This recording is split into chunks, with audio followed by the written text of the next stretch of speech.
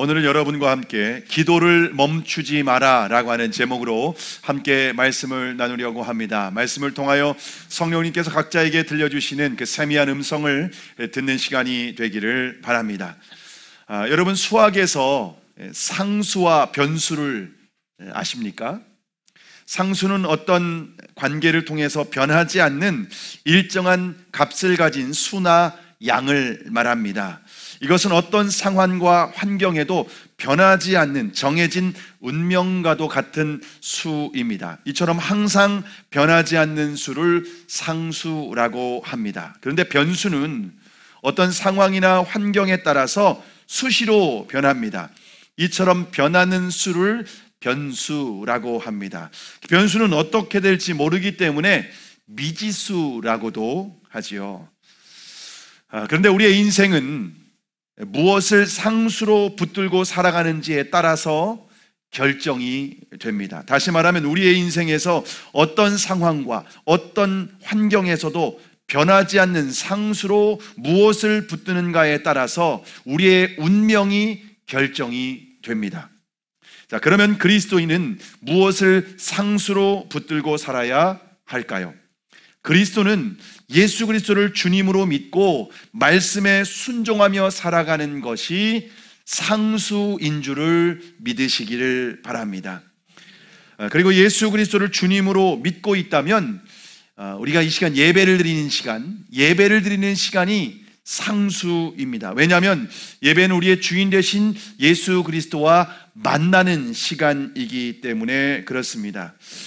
그리스도인에게는 주님과 만나는 시간이 무엇보다 중요합니다. 그래서 예배 시간, 말씀 읽는 것, 기도하는 것, 여러분, 이것이 그리스도에게는요 가장 중요한 상수로 붙들어야만 합니다. 그래서 우리가 올해 2024년 약속의 말씀으로 예배로 부응하는 교회, 예배에 목숨 거는 교회로 붙들었는데요, 여러분, 어떤 일이 있어도 예배를 상수로 붙들고 살아가실 수 있기를 바랍니다. 그럴 때에 하나님께서 우리의 인생을 책임지시고 인도하시는 줄을 믿으시기를 바랍니다. 오늘 본문에 보시면요, 다니엘은 하나님을 상수로 붙들고 있었던 사람입니다. 다니엘의 인생에는 수많은 변수가 있었습니다. 다니엘은 이스라엘에서 태어났는데, 이스라엘 백성으로 태어났는데 어린 나이에, 소년일 때에 바벨론에 의해서 나라가 멸망하게 됩니다. 그래서 다니엘은 어릴 때 포로로 바벨론에 끌려가게 됩니다.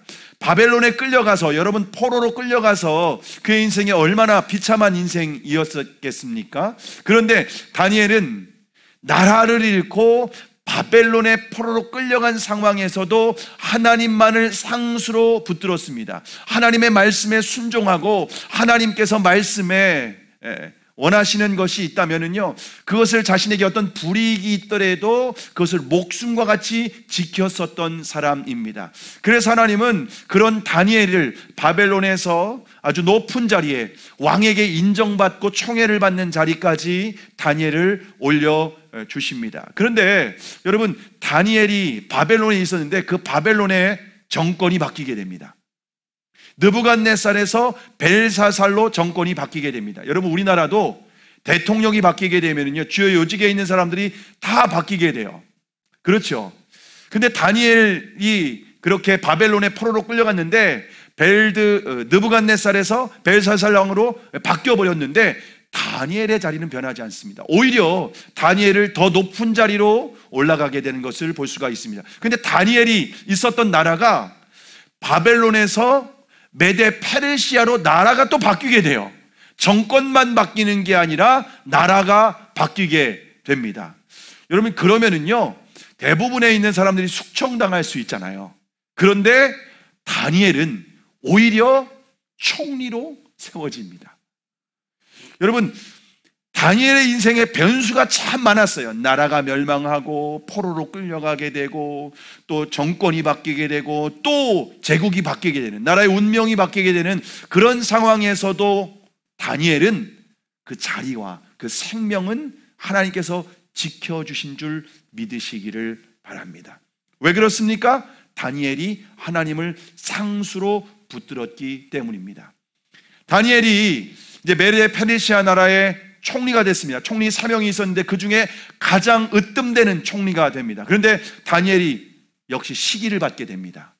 그 나라에서 시기를 받게 되었을 때 총리들과 그 주변에 있는 방백들이 다니엘을 어떻게 하면은 죽이려고 음모를 꾸몄습니다. 그리고 다니엘이 기도하는 사람이라고 하는 것을 알고 다니엘이 어떻게든지 다니엘을 함정에 빠뜨리고 죽이기 위해서 30일 동안 어떤 왕에게나 어떤 신에게나 다른 지금 다리오 왕 이외에 다른 사람에게 기도하는 것이 발각되면은 사자의 밥이 되게 하는 그러한 음모를, 조서를 꾸미게 되고 왕은 그것이 좋다고 생각해서 왕의 도장을 꽝 찍어 버리게 되었습니다. 여러분, 이 페르시아에서는 왕이 도장을 꽝 찍게 되면은요, 왕도 법을 바꾸지 못해요.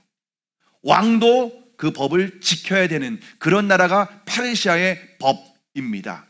그런데 다니엘은요, 이 왕의 조서에 도장이 찍힌 것을 알고도 다니엘은 무엇을 상수로 붙들었을까요? 오늘 본문 10절의 말씀입니다. 10절의 말씀 우리가 다시 한번 우리가 읽도록 할 텐데요. 여러분 함께 읽겠습니다. 시작. 다니엘이 이 조서에 왕의 도장이 찍힌 것을 알고도 자기 집에 돌아가서는 윗방에 올라가 예루살렘으로 향한 창문을 열고 전에 하던 대로 하루 3번씩 무릎을 꿇고 기도하며 그 하나님께 감사하였더라. 여러분, 다니엘은 이 왕의 조서에 도장이 찍힌 것을 알았습니다. 만약 기도하면 다니엘은 굶주린 사자 굴의 먹잇감이 되는 겁니다. 그런 상황에서도 다니엘은 어떻게 했습니까? 자기 집으로 돌아가서는 윗방으로 올라가서는 예루살렘으로 향하여 열린 창문을 열었습니다. 그리고 창문을 열면 이미 그 창문 밖에서 기자들이 사진기를 들고 다 기다리고 있는 상황입니다. 그런데 다니엘은 그런 상황에서 전에 하던 대로 어떻게 했습니까? 하루에 3번씩 무릎을 꿇고 기도했습니다. 여러분, 다니엘은 하나님을 변수로 붙들지 않고 상수로 붙들었습니다. 어떤 상황과 환경에서도 다니엘은 하나님과 약속된 시간을 타협하거나 포기하지 않았습니다. 하나님과 약속된 시간을 목숨보다, 자신의 생명보다 더 소중하게 붙들었습니다. 그런데 다니엘은 그렇게 하나님 앞에 나아가서 기도한 기도의 내용은 나 살려달라고, 나 구원해달라고 한 기도가 아니라 하나님께 감사했다라고 기도하고 있습니다. 말씀하고 있습니다. 자, 그러면 하나님을, 기도를 상수로 붙들었던 다니엘을 하나님께서 어떻게 책임지셨을까요? 다니엘을 죽이려고 음모를 꾸몄던 총리들이 다니엘이 기도하는 사진을 찍어서 왕에게 고발을 했습니다. 다니엘은 이제 빼도 박도 못하는 상황이 되었습니다. 왕이 다니엘을 특별히 총애하고 있었지만은 이 조서에 도장이 꽝 찍히면은 왕도 변개할 수 없는 상황이었었기 때문에 어쩔 수 없이 다니엘은 사자굴의 먹잇감으로 던져지게 됩니다. 근데 전능하신 하나님께서 어떻게 책임지셨죠?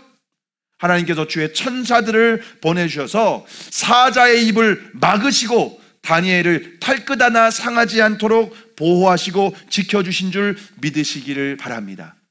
이처럼 다니엘의 인생 가운데는 수많은 변수가 있었습니다. 수많은 위기가 있었습니다. 수많은 어려움이 있었습니다. 그러나 다니엘이 하나님을 상수로 붙들었을 때 무슨 일이 있더라도, 어떤 상황이라 할지라도 하나님 앞에 기도하고 하나님의 말씀에 순종하고 하나님께 예배하는 일을 변수로 그렇게 허용하지 않았던 이 다니엘의 인생을 하나님께서 상수로 붙들어 주시고 책임져 주신 줄 믿으시기를 바랍니다. 여러분은 무엇을 상수로 붙들고 살아가고 계십니까? 우리는 하나님을 상수로 붙들고 살아가야 됩니다. 왜냐하면 그분은 이 땅을 창조하시고 통치하시고 다스리시는, 온 세상의 시작과 끝을 결정하시고 인간의 생사화복을 결정하시는 분이시기 때문에 그렇습니다.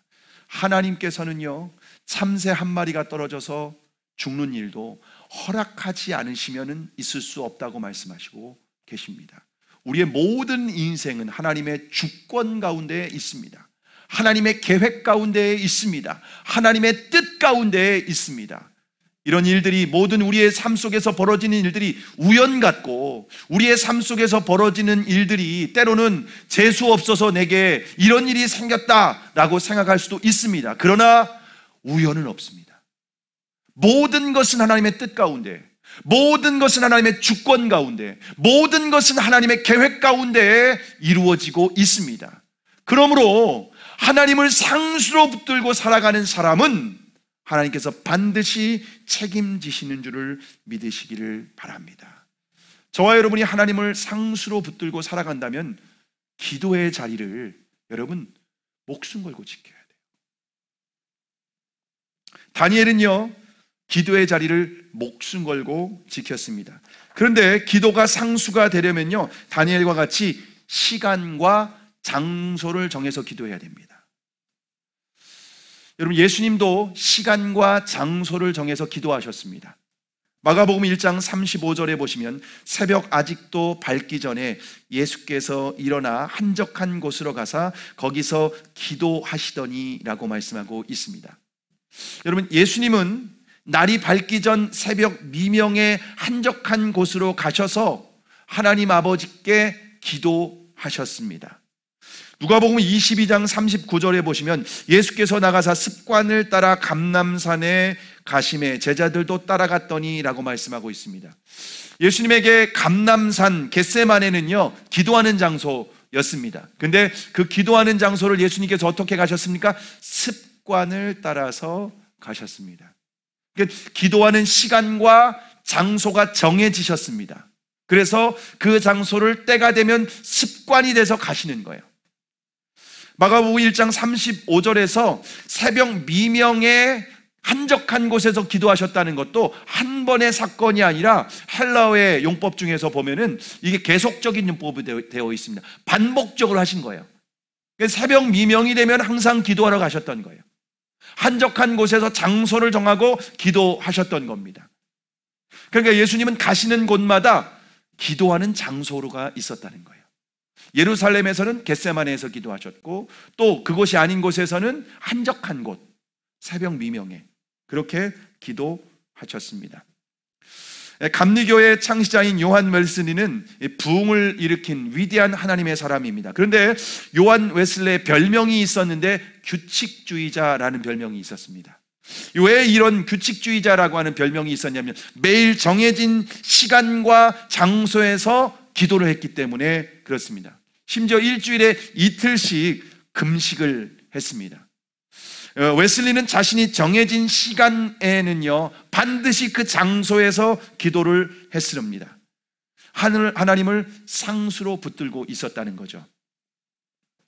여러분, 우리가 기도 시간은요, 시간과 장소를 정하지 않으면 절대 하지 못합니다. 여러분, 밥 먹는 건 어떻죠? 밥 먹는 건요, 우리가 시간과 장소를 정하지 않아도 여러분 반드시 지키게 되어 있습니다. 여러분, 혹시 지난 일주일간 내가 밥 먹는 거 잃어버려서 일주일 동안 밥 먹지 않고 오신 분 있습니까? 이제 겉으로 볼 때는 표정을 봐서는요, 밥을 못 먹은 게 아니라 너무 많이 먹으신 것 같아요. 밥 먹는 걸 잃어버려서 못 먹고 온 사람은 없습니다. 그런데 기도의 시간은 어떻습니까? 기도하지 않고 오신 분이 많으시죠? 기도는요, 시간과 장소를 정해서 목숨 걸고 그 시간을 지키지 않으면요, 기도하지 않게 된다는 겁니다. 여러분, 그래서 기도를 시간과 장소를 정해서 반복적으로 할 때 그 기도가 우리의 몸의 습관이 되어야 돼요. 여러분, 우리가 살아가는 삶은요, 90%는 습관대로 살아간답니다.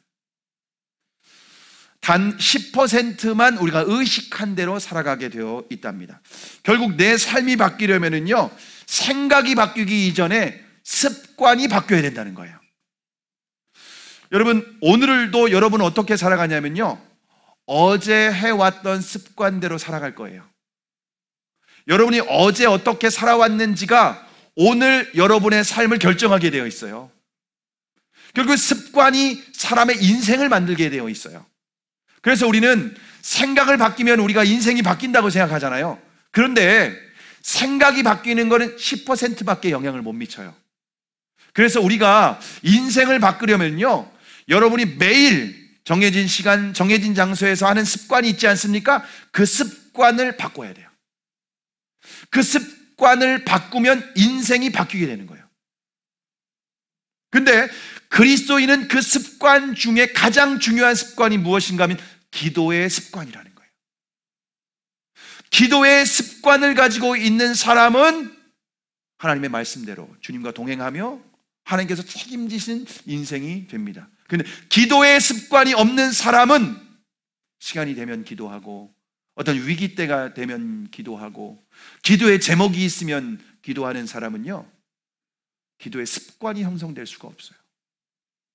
그런 사람은요, 다급할 때 기도해도 하나님께서 때로는 외면하실 수 있어요. 왜냐하면 그 사람이 하나님을 변수로 붙들었는데 하나님도 그 사람을 변수로 대할 수 있다는 거예요. 위기 때 나는 급해서 하나님을 찾아갔는데 하나님이 외면하시면 어떻게 하겠습니까? 여러분, 하나님은 인격적인 분이셔요. 내가 하나님을 존중하는 사람을 하나님은 존중히 여기셔요.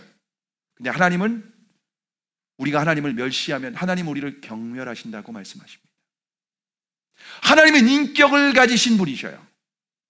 내가 하나님과 인격적으로 어떻게 교제하고 어떻게 만나고, 다니엘과 같이 어떤 상황, 어떤 환경에서도 내가 그 약속한 자리, 하나님과 약속한 만남을 목숨 걸고 지키는 사람을 하나님은 반드시 책임져 주시는 줄 믿으시기를 바랍니다. 만약 우리가 시간과 장소를 정해서 기도하지 않으면 반드시 시험에 들게 되어 있어요. 예수님께서 십자가의 죽음을 앞두고 겟세마네 동산에서 기도하실 때 제자들에게 뭐라고 말씀하시죠? 마가복음 14장 38절에 보시면 시험에 들지 않게 깨어있어 기도하라. 시험에 들지 않도록 깨어있어 기도하라. 예수님은 제자들에게 기도로 깨어있으라고 말씀하셨습니다. 그런데 제자들은 기도하지 않고 잠이 들었죠. 결국 시험에 들어서 예수님을 모른다고, 예수님을 외면하고 도망간 것을 볼 수가 있습니다. 여러분, 아무리 복음으로 거듭난 그리스도인이라 할지라도 시간과 장소를 정해서 기도하지 않으면 반드시 시험에 듭니다. 결정적인 순간에 주님을 외면하고 사탄의 종로로 타는 비참한 삶을 살 수밖에 없습니다. 저는 예수님을 인격적으로 만났습니다. 그리고 거듭나게 되었습니다. 1998년 12월 31일 송구영신 예배 때 은혜를 받고 거듭났습니다. 1월 1일은 새벽 예배가 없었어요. 왜냐하면 송구영신 예배를 드리는 새벽에는 새벽 예배가 없었기 때문에. 그런데 거듭난 이후에 1월 2일부터 새벽 예배를 시작했습니다. 시간과 장소를 정해서 기도했습니다. 그래서 새벽이 되면은 졸립죠. 피곤하죠. 근데 알람 시계를 여러 개 맞춰놓고 어떻게 해서든지 일어나서 교회에 나가서 1시간 이상 기도했습니다. 매일 새벽 기도를 했습니다. 때로는 철야 기도를 하기도 했습니다. 밤 11시에 교회에 가서 새벽 2시까지 기도하고 장의자에 누워서 자는 겁니다. 그리고 새벽 4시 50분에 사모님이 깨워주시면 또다시 일어나서 새벽 예배를 드리고 기도하고 집으로 와서, 백수는 아니었습니다. 출근을 하고 있었습니다. 그래서 아침에 또 8시에 출근하고, 그리고 주님의 부르심을 받고 신학교를 가게 되었습니다. 신학교에 가서는 제가 새벽에 새벽 예배가 있었는데 새벽 예배가 끝나면은 1시간 반씩 성경 통독을 했습니다. 7문들이라고 하는 동아리를 만들고 하루에 40장씩 1시간 반씩 성경을 통독했습니다. 그리고 저녁이 되면은 9시에 기도실로 가서 기도를 하는 겁니다. 그리고 월요일이 되면은 예사모라고 하는 모임이 있었습니다. 예수님을 사랑하는 40대 모임이었습니다. 저는 26세 신학교를 갔습니다. 근데 얼굴 나이가 40이라서 예사모에 저를 끼워주셔서 월요일이 되면 그 예사모에서 함께 갈멜산 기도원에 가서 기도를 하는 겁니다. 산 기도를 했습니다. 3시간씩 산에 올라가서 방석 하나 들고 가서 하나님 앞에 부르짖으며 기도하는 시간을 가졌습니다. 그리고 사역을 하게 되었습니다. 제가 청소년 사역을 하고 이제 풀타임 사역을 하기 시작을 했는데, 풀타임 사역을 했을 때 저에게 주어진 일이 있었습니다. 그것은 담임 목사님이 교회에서 천일대행진이라고 하는, 천일 동안 새벽 예배를 하는 그러한 사역이 있었는데요. 천일대행진을 했는데 제가 거기에서 담당한 것은 새벽마다 목사님의 설교를 녹취해서 홈페이지에 올리는 일이었습니다. 근데 여러분, 새벽마다 목사님이 설교가 말이 빠르신 분이에요.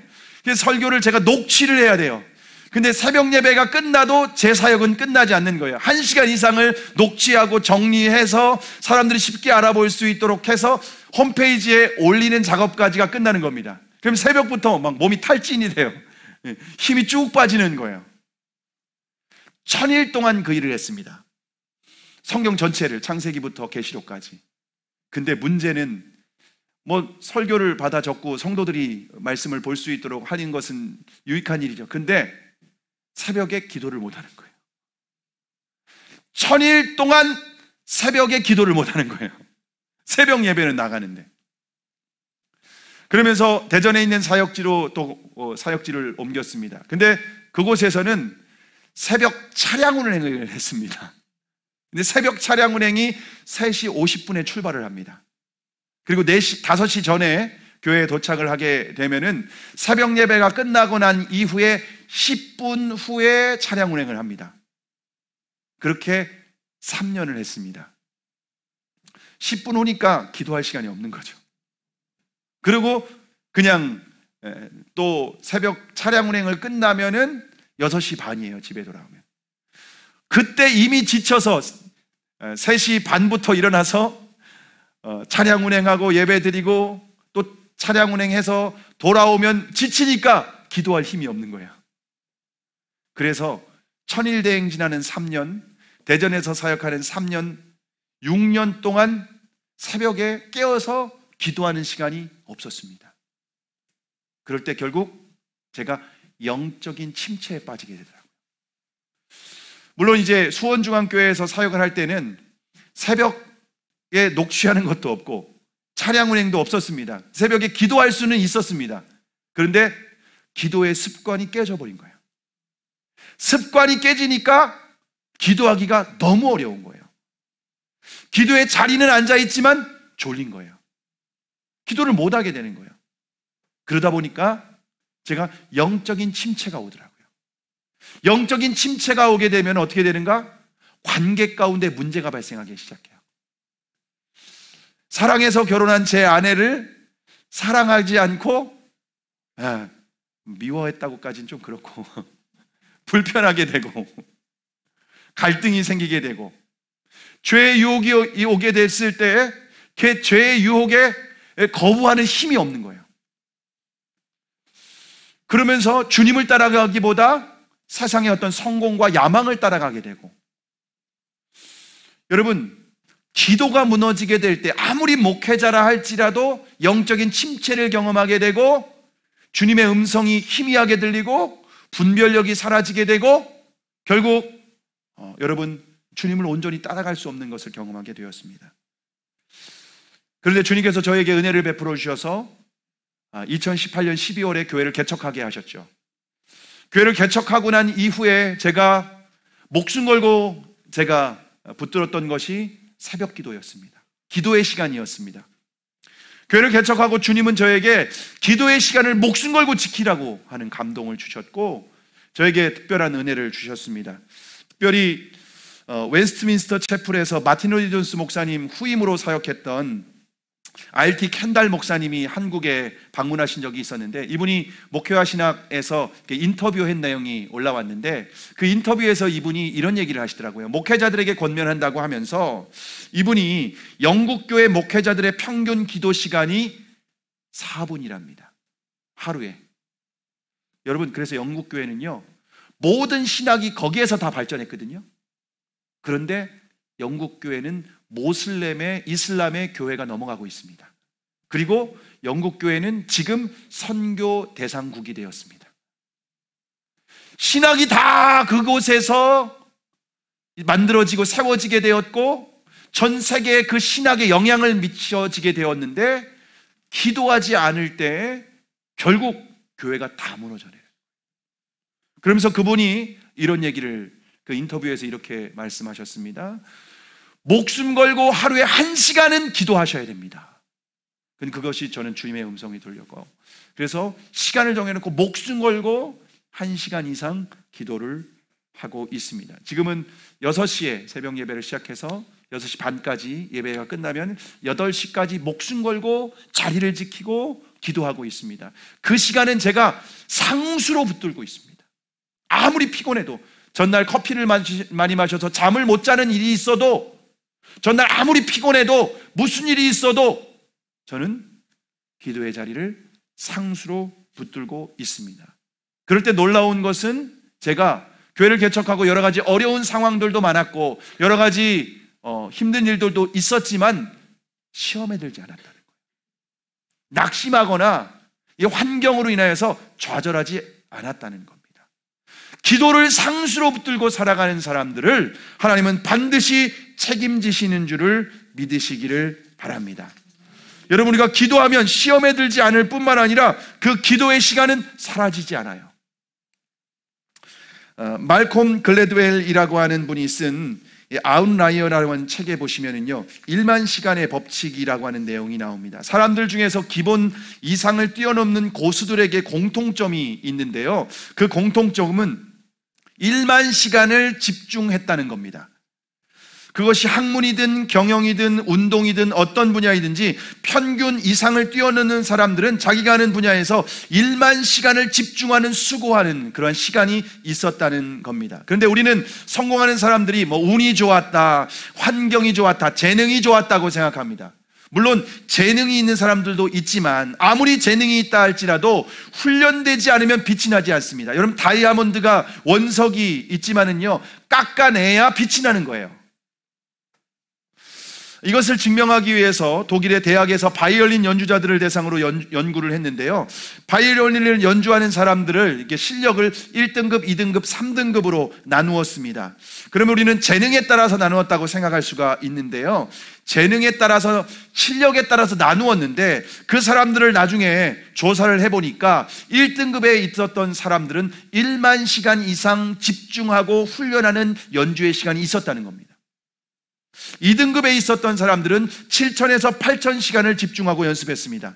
그리고 나머지 3등급에 있었던 사람들은 3,000에서 4,000시간을 집중해서 연습을 했다는 겁니다. 여러분, 재능으로 거저된 것이 아니라 집중해서 땀을 흘리는 시간이 있었다는 겁니다. 여러분, 1만 시간은 하루에 3시간씩 10년이 걸린 겁니다. 3시간씩 투자해서. 여러분, 우리는 누구나 인생에서 성공하기를 원하죠. 바이올린을 연주하면 누구나 최고의 연주자가 되기를 원합니다. 운동을 하면 누구나 다 손흥민이 되기를 원합니다. 손흥민이 거저됐습니까? 그의 아버지 손흥정이 어릴 때부터 기본기 훈련을 계속 시켰어요. 철저하게. 볼을 차는 걸 시키지 않고 기본기 훈련을 철저히, 볼을 몸에서 떨어뜨리지 않고 몸에서 자유롭게 볼이 왔을 때 언제든지 그 볼을 차고 골대에 넣을 수 있는 그런 기본기 훈련을 어릴 때부터 철저하게 시켰던 거예요. 여러분, 영적인 세계도 마찬가지입니다. 여러분, 우리는 누구나 하나님과 기도하면서 응답을 받기를 원하고 기도를 통하여 주님의 영광을 보기를 원합니다. 다니엘과 같은 기도의 사람이 되기를 원합니다. 그런데 한 번 기도 열심히 했다고 그런 사람이 되는 게 아니라는 거예요. 저에게 가끔 와서 불평하는 분들이 있습니다. 아니, 기도했는데 왜 하나님 응답하지 않으시죠? 얼마나 기도하셨죠? 10분 딱 한 번 기도한 거야. 그런데 응답하지 않는다고 원망하고 불평합니다. 여러분, 10분에서 뭐가 됩니까? 운동이 10분에서 되는 게가 있습니까? 음악이 10분에서 되는 게가 있겠습니까? 그림이 10분에서 되는 게 있겠습니까? 제가 헬스를 좀 다니는데요, 제가 일주일에 3번에서 4번씩 1시간 반씩 거의 6개월 이상 했는데 근육이 안 생기더라고요. 여러분, 정직해요. 운동은 6개월 동안 했다고 해서 몸이 만들어지거나 근육이 생기지 않아요. 영적인 근육이 생기는 것도 마찬가지예요. 우리가 시간을 쏟아야 된다는 거야. 근데 시간은 계속해서 시간과 장소를 정해서 주님 앞에 기도하다 보면은 여러분, 은혜가 쌓이게 돼요.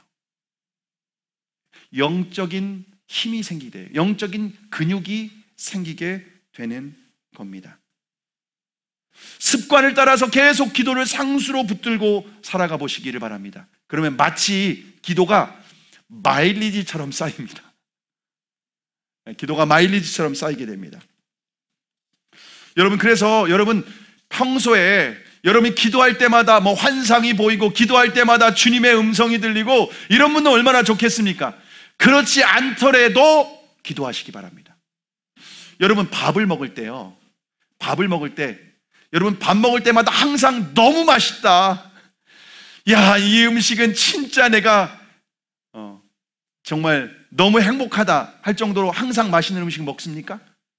그렇지 않아요. 우리는 항상 된장찌개, 김치찌개, 김치, 뭐 콩나물 늘 먹던 걸 먹어요. 근데 늘 먹던 거 맛이 없더라도 먹잖아요. 몸에 다 힘이 돼요. 영양분이 돼요. 그래서 여러분이 이렇게 살아난 거예요. 살아있는 거예요. 기도도 마찬가지예요. 내가 기도할 때마다 뭐 특별한 응답이 있거나 그렇지 않더라도 여러분 시간과 장소를 정해서 꾸준히 기도하는 거예요.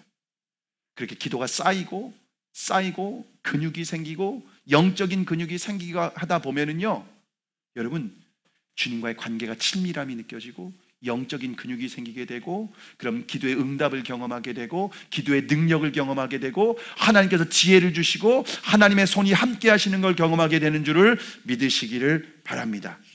근데 기도가 쌓이는 것은요, 마치 저수지에 물을 채우는 것과 같습니다. 저희 동네에는 저수지가 있습니다. 그 저수지에서 여름마다 가서 수영을 하곤 했었습니다. 근데 여러분, 저수지의 물은 바닥이 있을 때는 사용하지 못하고요, 일정량 이상 채워져야 그 후부터 사용하는 거예요. 저수지의 물이 바닥이면은요 채워지기 급급하죠. 빠져나가게 되면은요. 저수지의 물은 일정량 이상 채워지면 넘치는 물로 공급해 주는 거예요. 기도도 마찬가지예요. 우리가 기도로 마치 여러분, 우리가 기도를 하면 영적인 생수를 우리에게 공급해 주십니다. 영적인 생수를 공급해 주시면요, 기도가 그 생수가 넘치게 될 때, 일정량 이상이 될 때에 흘러나가게 되는 거고, 또 다른 사람에게도 영향을 미치고 또 다른 사람을 도와주기도 하는 겁니다. 근데 대부분이 기도를 안 하다 보니까 영적인 생수가 바닥이 났어요. 자기 자신도 먹을 게 없어요. 목이 말라요. 여러분, 기도를 충분히 해야 된다는 거예요. 내가 하루 먹고 살고 양식을 먹고 에너지가 필요한데 여러분, 그 이상의 에너지가 있어야 된다는 거예요. 먹고도 저축할 수 있는 에너지가 있어야 된다는 거예요. 기도를 통하여 내가 하루를 시험을 이기고 말씀과 뜻대로 살아가는 에너지를 우리가 공급받았다면 급급하게 살아가는 것이 아니라 남는 에너지로는 저축도 하고 내가 그 에너지로 살고 또 다른 사람도 도와주고 흘려보내는 그런 정도로 충분히 우리에게 기도가 필요하다는 겁니다. 그런 측면에서 이 동행통장을 만들었습니다. 동행통장 한번 펴보시겠어요? 동행통장을 열어보시면은요, 동행통장이란 예수님과 행복한 동행은 말씀과 기도를 통해 가능합니다. 말씀과 기도를 통해 예수님께 묻고 듣고 순종하는 친밀한 교제가 이루어집니다. 동행통장은 말씀과 기도의 시간을 헌금으로 적립하여 하나님께 드리는 예금 통장입니다. 라고 되어 있습니다. 그래서 통장 적립 방법에 대해서 여기에 기록했는데요, 말씀과 기도로 동일하게 1분에 1만 원씩 예금이 됩니다. 하늘나라 창고에 1분에 1만 원씩 예금이 됩니다. 그래서 30분 말씀을 읽으면 30만 원의 예금이 하나님 나라의 통장에 예금이 되는 겁니다. 30분 기도하면 하나님 나라의 통장에 30만 원이 예금이 되는 겁니다. 그래서 30분 말씀을 읽고 30분 기도하면 하루에 60만 원씩 하나님 나라의 은행에 예금이 되는 거예요. 근데요, 이자도 붙어요. 그래서 여러분이 기도 제목을 적어보시고 뒤에다가 날짜를 적고, 내가 30분 기도했으면 30분, 말씀을 30분 읽었으면 30분, 성경 읽기, 큐티, 필사 다 괜찮습니다. 그리고 적립금액을 한번 적어보시라는 거예요. 여러분, 하루에 60만 원씩 혹시 저금하시는 분 계십니까? 돈을 너무 많이 벌어서 쓰고도 남아가지고 60만 원씩 우리 통장에 저금을 한다고 한번 생각해 보시기 바랍니다. 기분 좋잖아요, 실제 이루어지지 못해도. 그런데 영적인 통장에는요, 이처럼 적립이 됩니다. 여러분, 하나님 나라의 은행에 예금이 된다고 생각해 보십시오. 내가 기도하고 말씀을 묵상한 모든 시간들이 적립이 되고, 내가 필요한 것을 사용하고, 나중에 급할 때 목돈을 쓰듯이 사용하고. 여러분, 우리가 말씀과 기도를 쉬지 않고 깨어서 할 수 있도록 돕기 위해서 이걸 만드는 거예요. 여러분, 그런데 이것은 결코 우연이 아닙니다. 그냥 제가 헛되이 만든 것이 아닙니다. 여러분, 히브리서 11장 6절에 보시면, 믿음이 없이는 기쁘시게 못하나니 하나님께 나아가는 자는 반드시 그가 계신 것과 또한 자기를 찾는 자들에게 상 주시는 이심을 믿어야 할지니라. 여러분, 하나님을 찾는 게 뭐예요? 기도 아니에요? 여러분, 기도는 하나님을 찾는 거예요. 하나님을 찾는 자들은 상 주신대요. 여러분, 하나님은요, 기도하는 사람에게 이 기도 시간이 사라지는 것이 아니라 하나님 나라 창고에 적립이 되고요, 우리가 필요할 때 사용하게 하시는 줄을 믿으시기를 바랍니다. 여러분, 기도는요, 우연히 이루어지지 않아요. 하나님 앞에 시간과 장소를 정해서 다니엘과 같이 지속적으로 나아가는 사람에게 하나님은 기적으로 함께 하시고 능력으로 함께 하시고 하나님의 권능의 손을 붙들어 주시고 책임져 주시는 줄을 믿으시기를 바랍니다. 여러분, 이 기도의 유산은요, 나만 먹고 누리는 것이 아니라 자녀들에게 또 영적인 유산으로 물려줄 수도 있는 줄을 믿으시기를 바랍니다. 전라도 순천에 가난하지만 믿음이 좋은 김응선 장로님이 계셨습니다. 얼마나 가난했으면 그분이 장로님이 되셨는데 주일에 대표 기도를 해야 되는데 점퍼를 입고 오신 거예요. 양복을 입고 오셔야 되는데, 그래서 목사님이 오늘 양복을 입고 오지 못하셨기 때문에 대표 기도를 하지 못하게 했습니다.